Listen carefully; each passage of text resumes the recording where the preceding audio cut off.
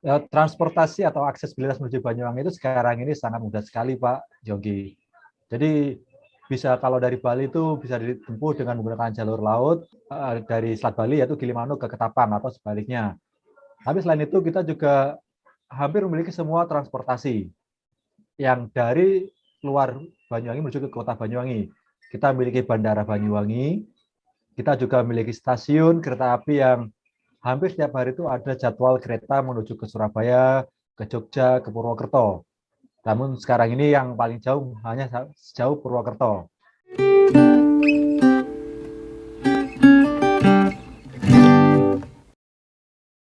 Selamat datang di kanal podcast Pariwisata Indonesia. Kanal podcast ini menampilkan perbincangan seputar industri pariwisata Indonesia yang mencakup informasi, destinasi, fakta, dan berbagi pengalaman industri dari para praktisi dan pakar pelaku industri pariwisata Indonesia. Dan saya, Yongki Adiasa, sebagai host. Selamat pagi para pendengar dan pemirsa. Pada episode lalu, kanal YouTube Iin Toa dan podcast Pariwisata Indonesia sudah berbincang mengenai destinasi wisata di Kabupaten Banyuwangi dan sekitarnya. Akan menjadi lengkap jika diskusi dilanjutkan dengan diskusi mengenai paket wisata. Pada kesempatan ini, kembali kami akan berbincang dengan praktisi pariwisata putra daerah dari Banyuwangi, yaitu rekan Andika Rahmat sebagai pelaku pariwisata Pada kesempatan ini kembali kami akan berbincang dengan praktisi pariwisata putra daerah dari Banyuwangi, yaitu rekan Andika Rahmat sebagai pelaku pariwisata di Banyuwangi. Sebelum kita ngobrol-ngobrol lebih lanjut, izinkan saya mengetahui lebih dalam mengenai sosok Mas Andika dan aktivitasnya untuk pariwisata di Banyuwangi. Silakan. Ya, terima kasih Pak Yongki, sampai berjumpa kembali. Jadi, perkenalkan nama saya Andika Rahmat Hidayat. Selain sebagai seorang pramwisata, saya di sini juga sering memberikan pendampingan atau sedikit materi kepada teman-teman yang ada di sini seperti desa wisata, tapi belum terlalu banyak sih. Jadi masih sedikit memberikan sumbangsih untuk kemajuan pariwisata yang ada di Banyuwangi ini, Pak. Karena seorang di pariwisata itu pasti kita harus selalu mengembangkan diri sendiri atau mengembangkan SDM sumber daya yang ada di destinasi tersebut. Jadi seperti itu, Pak. Jadi sedikit memberikan sumbangsih, belum terlalu banyak, Pak. Baik, menarik sekali. Mari kita mulai dengan diskusi kita mengenai paket wisata. Tapi diawali dulu dengan ini. Banyuwangi memiliki lokasi yang strategis, khususnya bagi wisatawan overlander yang melakukan perjalanan Jawa ke Bali atau sebaliknya. Pasti akan melalui Kabupaten Banyuwangi, paling tidak melalui Pelabuhan Ketapang. Bisa tolong Mas Andika jelaskan aksesibilitas menuju Banyuwangi mungkin melalui darat, laut, dan juga melalui penerbangan. Silakan. Ya, transportasi atau aksesibilitas menuju Banyuwangi itu sekarang ini sangat mudah sekali, Pak Yogi. Jadi kalau dari Bali itu bisa ditempuh dengan menggunakan jalur laut dari Selat Bali yaitu Gilimanuk ke Ketapang atau sebaliknya. Tapi selain itu kita juga hampir memiliki semua transportasi yang dari luar Banyuwangi menuju ke kota Banyuwangi. Kita memiliki Bandara Banyuwangi, kita juga memiliki stasiun kereta api yang hampir setiap hari itu ada jadwal kereta menuju ke Surabaya, ke Jogja, ke Purwokerto. Namun sekarang ini yang paling jauh hanya sejauh Purwokerto, yaitu kereta api Wijaya Kusuma. Selain itu kita juga memiliki jalur bus. Ada jalur bus melalui dari Kabupaten Jember, melalui jalur selatan, ataupun dari jalur utara, yaitu melalui Situbondo. Nah, kemudahan akses ini membuat Banyuwangi itu menjadi salah satu destinasi yang menarik dan menjadi salah satu tempat, sebelumnya itu tempat transit bagi para overlander atau perjalanan wisata yang kebanyakan dari Jawa menuju ke Bali. Biasanya ada yang lewat jalur selatan dan mereka biasanya akan menginap di daerah Kalibaru. Dan ini kebanyakan perjalanan wisata yang ditempuh oleh orang-orang Eropa. Bagaimana mereka untuk menapaktilasi perjalanan atau tempat-tempat tinggal orang-orang Belanda dulu, karena kebanyakan orang Belanda itu tinggal di Kalibaru, di Banyuwangi. Dan juga menjadi tempat transit bagi orang-orang yang 3 hari 2 malam ataupun langsung menuju ke Bali melalui jalur utara. Jadi kebanyakan mereka dari Bromo naik ke Ijen itu langsung menuju ke Bali. Itu dulu. Tapi sekarang kita udah mulai banyak memperbaiki fasilitas yang ada di Banyuwangi untuk memperpanjang length of stay yang ada di Banyuwangi. Bagaimana kita membuat destinasi yang baru yang menarik sehingga wisatawan-wisatawan ini datang ke Banyuwangi bukan hanya sebagai transit, tapi juga untuk stay di sini. Jadi untuk ke Banyuwangi, Pak Jongki bisa melalui bandara, melalui kereta, ataupun melalui laut dari Bali, atau melalui bis. Semuanya bisa. Apalagi setelah ini, kemungkinan tahun 2025 akan ada jalan tol yang selesai dibangun antara Banyuwangi ke Probolinggo, yang menghubungkan seluruh jalur tol yang ada di Pulau Jawa. Jadi semakin mudah nanti ke Banyuwangi. Ya. Oke, menarik sekali. Mas Andika, pada episode lalu kita sudah mendengar mengenai what to see di Kabupaten Banyuwangi dan sekitarnya. Berikut, mari kita bicara mengenai what to do. Untuk melengkapi diskusi kita, mari kita bincang mengenai paket wisata. Umumnya, seperti disebutkan Mas Andika tadi, wisatawan menginap selama 2 hari 1 malam atau 3 hari 2 malam.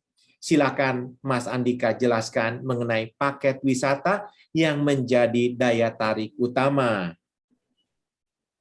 Biasanya kalau orang-orang ke Banyuwangi itu, Pak, ini tergantung juga dari apa yang ingin mereka lihat. Seperti yang saya sampaikan sebelumnya di episode sebelumnya, yaitu di Banyuwangi itu kita memiliki hampir semuanya.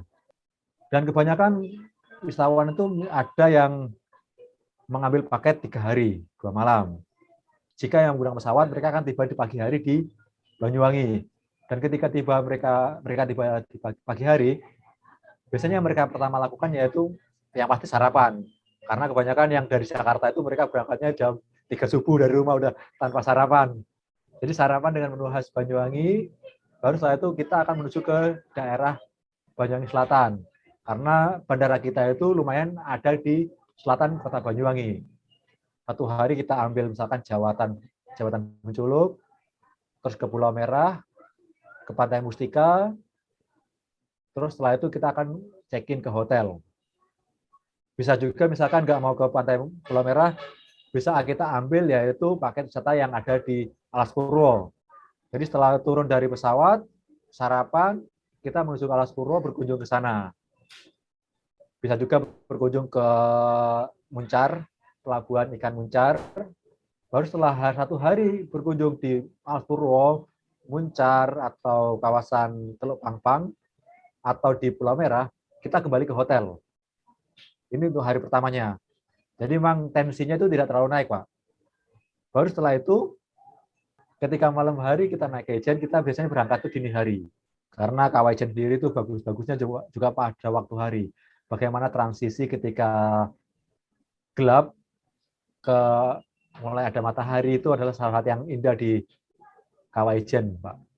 Terus setelah dari turun dari Kawah Ijen, biasanya kalau untuk wisatawan lokal, Pak, ya, karena beda antara wisatawan asing dan wisatawan lokal. Jadi kalau wisatawan lokal itu kadang-kadang mereka lebih mengunjungi banyak tempat. Jadi kalau misal dari Kawah Ijen, kita akan bisa berhenti di desa adat atau beberapa air terjun yang ada di kawasan lereng Gunung Ijen. Ada kawasan air terjun Jagir atau pemandian Jopuro. Jadi misalkan kita ke Jopuro dari Kawah Ijen itu benar-benar menyegarkan, Pak.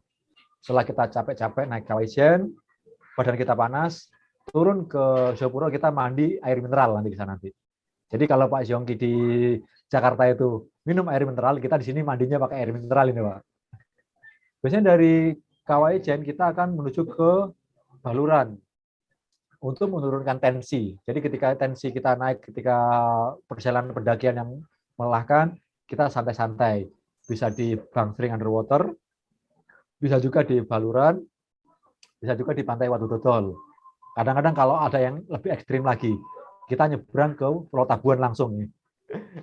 Jadi seperti itu. Baru kita masuk ke hotel biasanya setelah makan malam, karena makan malam itu bisa di sekitaran kota Banyuwangi. Untuk hari ketiganya, itu biasanya kita sarankan city tour, bisa ke Desa Dato Sekimiren. Setelah itu belanja oleh-oleh. Baru setelah oleh-oleh, baru kita kembali ke meeting point atau drop off point. Bisa di bandara, di stasiun. Ini yang paket 3 hari. Ya. Sebenarnya masih banyak paketnya lagi, Pak. Oke, menarik sekali. Saya kira masih banyak destinasi lain yang belum dieksplor secara luas. Silakan kreasikan, mungkin ada kegiatan lain yang bisa disiapkan sehingga wisatawan memutuskan untuk memperpanjang lama tinggal. Sebenarnya kalau untuk masih banyak sekali, Pak, destinasi seperti misalkan di Alas Purwo tadi itu ada satu destinasi yang namanya itu Jilen, atau namanya itu Pantai Pelengkung. Jadi di Pantai Pelengkung itu, jika sebelumnya di episode saya cerita tentang Pulau Merah, tempat untuk surfing yang pemula, kalau di Pelengkung ini tempat untuk yang sudah expert banget, pokoknya udah ahli, karena ombaknya sana itu ketinggiannya antara 4 sampai 6 meter. Dan di sana juga tempat untuk melihat sunset yang keren. Jadi bagaimana nanti kita bisa duduk-dudukan, bisa melihat di teluk itu matahari terbenam, itu tidak harus menunggu misalkan harus bulan apa, bisa menyaksikan sunset yang keren. Di Pelengkung itu setiap sore itu sunset yang keren, selama tidak hujan, Pak. Ya. Terus selain Pelengkung, sebenarnya kita ada juga destinasi yang lain. Ada satu destinasi di Banyuwangi sebelah barat daya itu namanya itu daerah Glenmore dan juga Kalibaru. Nama Glenmore sendiri ini sangat European sekali, apalagi ada satu tempat yang namanya Glenmore juga, itu adanya di Skotlandia. Jadi Glenmore ini sebenarnya datang dari bahasa Skotlandia, bahasa asli Skotlandia, yang artinya itu lembah yang indah. Glen itu lembah, bahasa Skotlandianya, Moor itu indah. Dan Glenmore itu juga menjadi salah satu nama taman nasional yang ada di Skotlandia. Jadi di sekitaran Kalibaru dan Glenmore ini, Pak Yongki dan juga para pemirsa Intoa itu bisa menikmati coklat, produksi olahan coklat, mulai dari kita kakao dari pohonnya, bagaimana terus melihat proses mereka, itu bisa melihat prosesnya di dusun kakao. Jadi di dusun kakao ini nanti kita bisa melihat produk coklat yang sebenarnya kita ekspor ke Belgia. Jadi ketika orang-orang bilang di Belgia itu coklat Belgia atau coklat Swiss, itu sebenarnya nggak ada. Yang ada itu dari sini atau dari Afrika pastinya. Jadi nanti Bapak Jogi dan para pemirsa juga bisa beli produk di sini. Bagaimana bisa melihat produk yang sebenarnya dari Banyuwangi yang kita kirim ke Eropa, itu bisa beli langsung di sini. Di sana Bapak dan para pemirsa juga bisa melihat pabrik-pabrik coklatnya yang di sana, proses penyemaian, pembibitan dari pohon kakao, bagaimana mereka fermentasi biji kakao, bagaimana mereka penyangraian biji kakao, dan juga bagaimana mereka mengolah biji kakao menjadi bubuk coklat. Pokoknya kalau udah di sana, bagi penyuka coklat, pasti nggak akan mau pulang, karena bisa merasakan sensasi makan coklat yang 50%, yang 70%, ataupun yang 90%.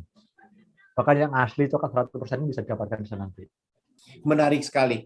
Sebagai daerah tujuan wisata, infrastruktur serta penunjang sangat dibutuhkan sehingga wisatawan kerasan tinggal di satu destinasi.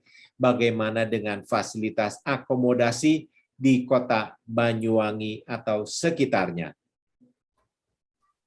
Untuk akomodasi penginapan di sini di Banyuwangi itu sekarang sudah banyak kemajuan dibandingkan beberapa tahun yang lalu. Sekarang di Banyuwangi itu sudah banyak hotel bintang 4, bintang 5, bahkan pemerintah kabupaten kita tidak akan mengizinkan hotel baru berdiri jika hanya hotel losmen, hotel melati. Jadi kita hanya mengizinkan hotel bintang 3 sampai ke atas yang untuk didirikan di sini. Dan bagi para pemirsa atau Pak Jogi sendiri, jika ingin menginap di Banyuwangi itu bisa menyesuaikan apa sih yang diinginkan. Karena hampir semua destinasi atau akomodasi di Banyuwangi itu bisa mengakomodir apa yang diinginkan. Misalkan Pak Yongki ingin menginap di hotel dekat pantai. Kita ada hotel Ketapang Indah dengan view pantainya. Ada hotel Dialog dengan budget yang lumayan tinggi. Ada juga Ketapang Indah tadi yang budgetnya lumayan di bawahnya. Ada juga misalkan Villa Solong. Dan misalkan ada pengen hotel yang tengah kota, kita ada juga Hotel Ilira, ada Hotel El Royal, Santika, Hotel Aston, Hotel Kukun. Dan mereka ini semua adalah hotel-hotel yang berbintang. Dan ketika ingin hotel yang agak kelas di bawahnya, itu misalkan ada Hotel Mirah, ada Hotel Luminor, itu adalah hotel-hotel yang sebenarnya sudah bisa mengakomodir kebutuhan dari wisatawan. Nah, misalkan tidak ingin menginap di hotel, tapi ingin menginap di homestay, di Banyuwangi juga sudah mulai banyak menjamur homestay yang bagus sekali. Misalkan homestay yang ada di Kemiren, ada di sana ada Sahid Osing, ada juga misalkan homestay di Dus, Kedatan Wetan, ada juga homestay yang ada di destinasi, misalkan inginnya tinggalnya di dekat destinasi. Ada homestay yang ada di destinasi Bangsering Underwater. Di Pulau Merah pun juga ada homestay. Bahkan di sana menjamur semua homestay yang sudah berkualitas nasional dengan fasilitasnya nasional di sana, Pak. Ya. Jadi banyak tempat di sini. Di Cilen, tadi Alas Purwo sendiri, di dalam Taman Nasional juga ada penginapan di sana. Ada Joyos, ya. Ada Jawa Jiwa, ada Bobby Surf Camp. Ya. Jadi tergantung dari apa yang diinginkan. Pasti semuanya bisa didapatkan di Banyuwangi. Oke, menarik sekali. Siap. Menarik sekali. Sangat banyak variasi dari akomodasi yang ada di Banyuwangi dan sekitarnya. Mas Andika, bagaimana dengan desa wisata yang sekarang terus dikembangkan pemerintah, dalam hal ini Kemenparekraf? Silakan. Untuk desa wisata sendiri di Banyuwangi ini sudah mulai berkembang, banyak yang berkembang. Yang pastinya salah satunya itu desa wisata Osing Kemiren. Ini yang pertama. Tapi selain itu sekarang pemerintah kabupaten melalui Disbudparnya juga mulai mengembangkan beberapa desa wisata yang lain. Misalkan desa wisata Wansari dengan destinasinya seperti Sindang Seruni dan juga lokasinya yang dekat dengan Kawah Ijen. Bagaimana ketika kita ingin menuju Kawah Ijen pasti akan melewati desa wisata Taman Sari. Bagaimana dengan potensinya mereka, orang-orang yang tinggal di sana. Selain desa wisata Taman Sari, kita juga memiliki desa wisata yang lain. Misalkan desa wisata Gombeng Sari. Meskipun sebenarnya di sana kelurahan, tapi kita akan mengembangkan desa wisata di sana. Selain itu juga kita akan mengembangkan beberapa desa wisata yang lain yang memiliki potensi yang bagus sekali seperti yang ada di Muncar. Bagaimana dengan mengembangkan desa wisata yang ada di sekitar Alas Purwo dengan potensi mereka, yang alam mereka di sana. Karena desa wisata di sini juga untuk mengembangkan perekonomian masyarakat. Karena pasti butuh untuk menunjang masyarakat yang sebelumnya bingung, mereka memiliki potensi yang bagus, tapi mereka tidak tahu bagaimana sih untuk mengembangkan potensinya. Itu semua diakomodasi oleh pemerintah Kabupaten Banyuwangi melalui Disbudparnya dan juga pasti dibantu oleh stakeholder yang ada di Banyuwangi seperti HPI sendiri dan juga beberapa stakeholder yang lain. Karena di sini kita juga memiliki asosiasi Pokdarwis atau kelompok sadar wisata. Dan desa wisata juga ada di sini seperti ada desa wisata di Sumber Bulu, di Desa Songgon dengan potensi mereka. Jadi desa wisata di Banyuwangi itu berkembang sangat pesat, apalagi dengan kemajuan teknologi di bidang IT, itu memudahkan orang-orang yang ada di sekitar desa wisata itu untuk mempromosikan potensi yang ada di desa mereka. Jadi sangat pesat sekali di sini, Pak Yongki. Ya, baik. Baik, Mas Andika. Bagi wisatawan Nusantara, kita sama tahu wisatawan Nusantara sangat suka dengan mencoba masakan setempat yang murah, meriah, dan juga mewah. Kira-kira apa saja yang menjadi daya tarik kuliner di Banyuwangi? Yang pasti yang menjadi daya tarik kuliner Banyuwangi itu ada beberapa makanan ya. Seperti yang saya sampaikan di episode sebelumnya, Jadi kalau orang di Banyuwangi itu kulinernya itu mulai dari pagi hari sampai malam hari itu berbeda-beda, Pak. Jadi kalau mau makan yang beda satu hari itu bisa semuanya. Yang menjadi makanan utamanya pasti seperti pecel betik, uya asem, itu menjadi memang menu khas ini. Ini yang harus dicoba oleh orang-orang atau wisatawan yang berkunjung ke Banyuwangi. Jadi bagaimana merasakan sensasi masakan asli orang Osing, ini sungguh menyenangkan sekali. Karena di sini masakannya enak-enak semua, Pak. Mulai dari makanan beratnya sampai makanan ringan dan juga minumannya itu Banyuwangi itu hampir semuanya ada. Jadi untuk semua orang wisatawan yang ingin fokus ke kuliner, gak usah khawatir.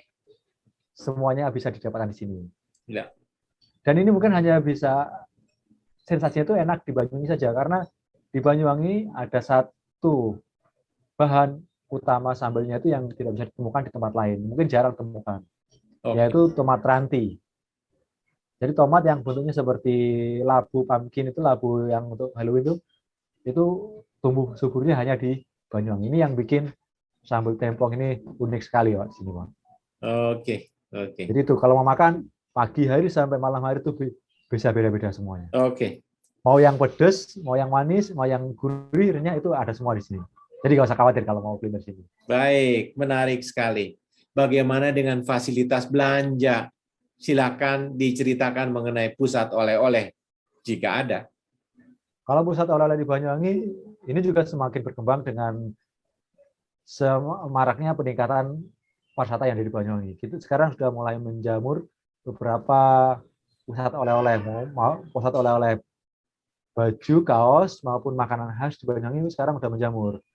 Seperti misalkan ada pusat oleh-oleh Cibeles, ada di sini kita juga bisa makan karena ada restoran dan kafenya. Di sana juga ada belanja oleh-oleh kaos dan juga makanan khas. Makanan ringan juga ada. Nah, selain itu juga ada misalkan seperti Pelangi Sari, Wong Osing, Istana Gandrung. Ini menyebar, hanya ada di Kota Banyuwangi, ada yang letaknya di dekat bandara, ada misalkan Sun Osing. Ada juga misalkan di daerah Genteng itu ada Blamtis. Ada juga misalkan destinasi pusat oleh-oleh yang ada di beberapa tempat yang hanya khusus untuk makanan itu misalkan seperti Shirley, ada juga beberapa destinasi yang ada di Kemiren, itu sekarang sudah mulai menjamur. Memang harganya bervariasi. Ada yang mahal, ada yang murah, ada yang sedang, nggak terlalu mahal, nggak terlalu murah. Jadi kalau untuk masalah oleh-oleh, jangan khawatir di Banyuwangi. Oke, baik. Menarik sekali. Podcast Pariwisata Indonesia ditonton dan didengar juga banyak kalangan, termasuk juga para pejabat, terutama di bidang pariwisata. Pada kesempatan ini, apa himbauan Mas Andika kepada para pejabat, entah Pemkab maupun Pemprov, bentuk dukungan apa yang diharapkan agar pariwisata Kabupaten Banyuwangi serta Jawa Timur dapat dikembangkan lebih maju lagi? Yang pasti untuk pariwisata itu adalah sebenarnya sesuatu yang terus berkembang dengan seiring kemajuan zaman, entah itu melalui teknologi, entah itu kemampuan yang bidang yang lain. Nah, oleh karena itu kemajuan teknologi itu harus dibarengi dengan kemajuan di bidang SDM-nya. Bukan hanya kita merawat alamnya saja, kita membangun infrastrukturnya tanpa dibarengi dengan kemajuan SDM-nya. Karena sebagus apapun sebagus apapun alamnya, sebagus apapun infrastrukturnya, tanpa dibarengi kemajuan SDM yang bagus, itu akan sia-sia saja. Jadi untuk Pemda Jawa Timur maupun Pemda Kabupaten Banyuwangi, mungkin harus mulai fokus tentang bagaimana untuk menyeimbangkan antara kemajuan SDM dan juga kemajuan infrastruktur yang ada di destinasi tersebut. Karena masih banyak hal yang perlu kita persiapkan untuk menjaga atau membuat sabta pesona di destinasi wisata itu berjalan.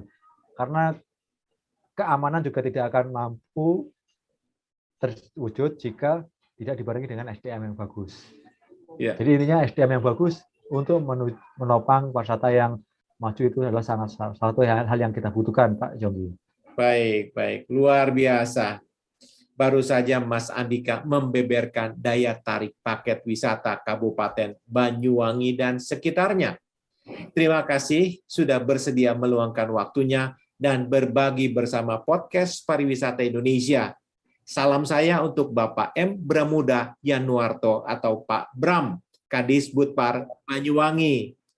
Para pendengar dan pemirsa, saya Yongki Adiasa pamit undur diri. Salam Pariwisata Indonesia Maju.